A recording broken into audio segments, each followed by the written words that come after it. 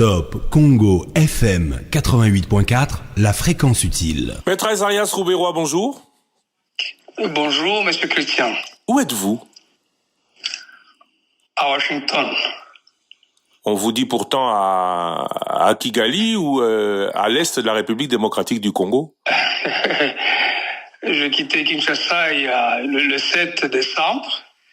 Et donc, je suis venu à Washington parce que j'avais des rendez-vous.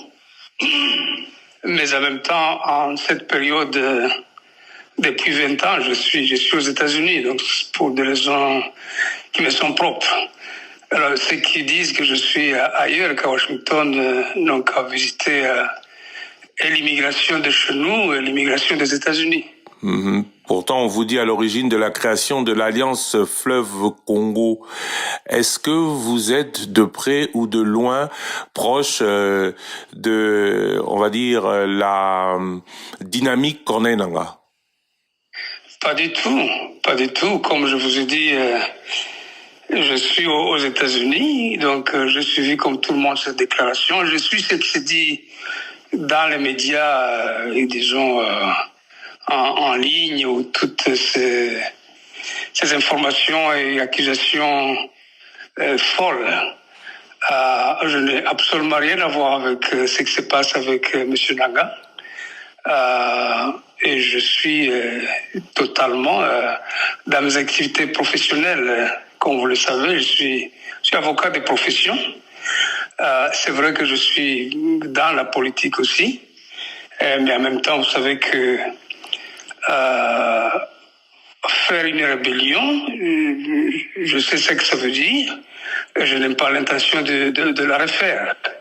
Donc, ceux qui font des propagandes, c'est à dessein de nuire, que ce soit d'ailleurs pour moi-même, que ce soit pour d'autres personnes ou frères que je connais, à qui on impute exactement les mêmes accusations. Ça n'a absolument rien à voir. C'est une campagne conçue pour nuire et qui peut avoir des effets dévastateurs, notamment sur la communauté à laquelle nous appartenons. De nombreuses personnalités de la même communauté que vous ont en effet été citées. Vous dites que vous êtes à Washington, vous insistez sur le fait que vous n'êtes pas à l'est de la République démocratique du Congo ni au Rwanda, mais les personnes qui vous accusent évoquent des communications par Zoom. Est-ce que on ne dira jamais de vous que vous avez été auteur intellectuel ou proche des auteurs intellectuels de la création de l'AFC? Ça n'a aucun sens. Vous savez que Zoom, c'est quoi? Ceux qui sont à Kinshasa tiennent des réunions par Zoom régulièrement. Donc, pour être comment dirais-je, communiqué par Zoom, il ne faut pas avoir quitté le pays. Donc, je vous dis que je n'ai absolument rien à voir avec ce mouvement qui est né. Je n'ai ni l'intention ni le désir de le faire, mais je pense plutôt que ceux qui conçoivent ce plan d'accusation machiavélique, c'est des gens qui ont des intentions de nuire non seulement à ma personne, mais également à la communauté. Vous vous imaginez combien de gens qui sont en dehors de Kinshasa pendant les vacances de Noël et de bonne année? C'est des milliers de gens. Peut-être que vous-même, vous n'êtes pas sur place à Kinshasa. Alors, pourquoi l'imputer aux uns et pas aux autres? Quelle est cette catégorie de Congolais qui doit répondre du fait de l'absence pour cause des vacances? Vous parlez de la communauté Banyamulenge, je tiens à le dire. Peut-être que ceux qui le disent se rappellent qu'il y a quelque temps, vous en avez été, qu'aujourd'hui il y a beaucoup de votre communauté qui sont dans le M23, même si à Kinshasa on fait le lien réel entre le M23 et Kigali. Alors moi je vais vous poser l'autre question. Quels sont vos liens avec Kigali depuis le RCD? Est-ce que vous êtes resté dans ce genre de lien? Quel genre de lien, monsieur? Kigali, le Rwanda était un allié du RCD, c'est connu. Le Rwanda était un allié de l'AFDEL, c'est connu. L'Ouganda était l'allié du MLC, c'est connu. Et quels sont les liens qu'entretient aujourd'hui Jean-Pierre Bemba et son MLC avec l'Ouganda? Je ne pense pas qu'il y ait des liens au sens militaire. Donc, le Rwanda entretient des liens d'État à État. Ils peuvent être bons ou mauvais, mais ça n'a absolument rien à voir avec le Rassemblement congolais pour la démocratie ou ma personne. Donc, je pense qu'il faut évoluer. Cette idéologie de vouloir voir les gens dans les rétroviseurs avec une responsabilité rétroactive chaque fois, je pense qu'elle ne fait pas évoluer les choses. Il faut aller dans le profil d'une nation qui se réconcilie avec elle-même et non pas étiqueter des gens ou trouver des tares à cause de l'appartenance. Mm-hmm. Donc je suis membre comment dirais-je, du FCC, et je l'assume. Et pour le reste, le choix de faire des rébellions ou des alliances, c'est des questions, je suis suffisamment mûr que si j'étais dans une affaire, je l'assumerais. Et pour avoir été ce que j'ai été, je sais évidemment quoi faire et quand le faire.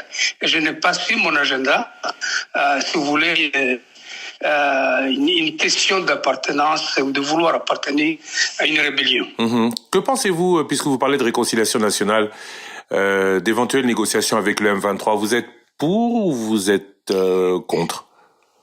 Ben voilà, moi je connais le point de vue du gouvernement. Le gouvernement congolais, notre gouvernement n'a toujours pas voulu négocier. Mais en même temps, la négociation n'est pas toujours sujet à une question de faiblesse. J'ai fait des négociations toute ma vie.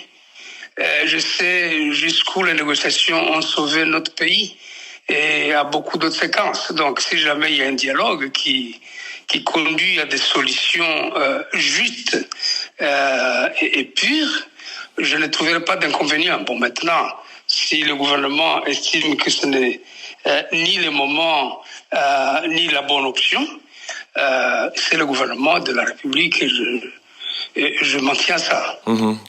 Vous avez rappelé que vous êtes du FCC. Vous n'avez donc pas participé aux différents scrutins.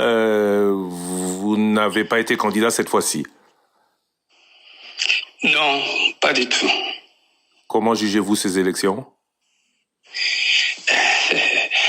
Déjà, ça, c'est une autre question. J'ai tenu à viser l'opinion publique, nationale et internationale, que les accusations portées contre ma personne et contre des frères et des amis que je connais étaient totalement infondées, pas Gali, pas avec Nanga.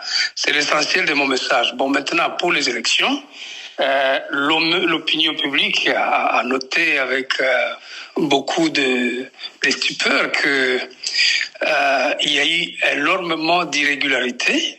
C'est du domaine public, avec toutes ces machines qui ont circulé à travers la République, et la CENI a dû prendre du reste courageusement, mais partiellement, certainement, la décision de valider ces personnes.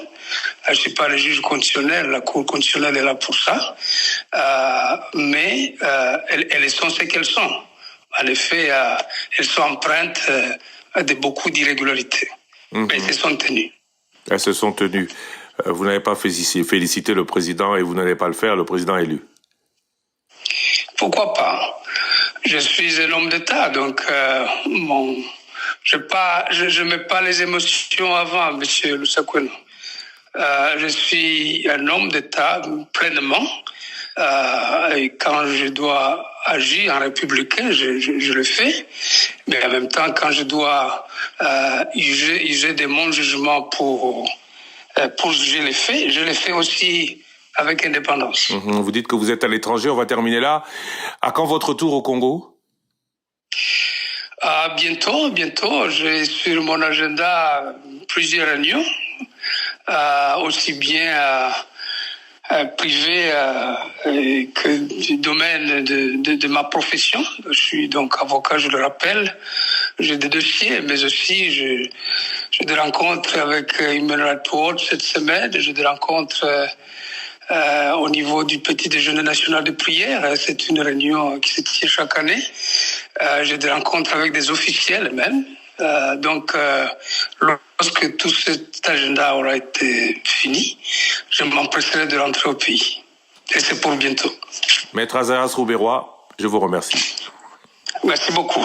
Top Congo FM 88.4, la fréquence utile.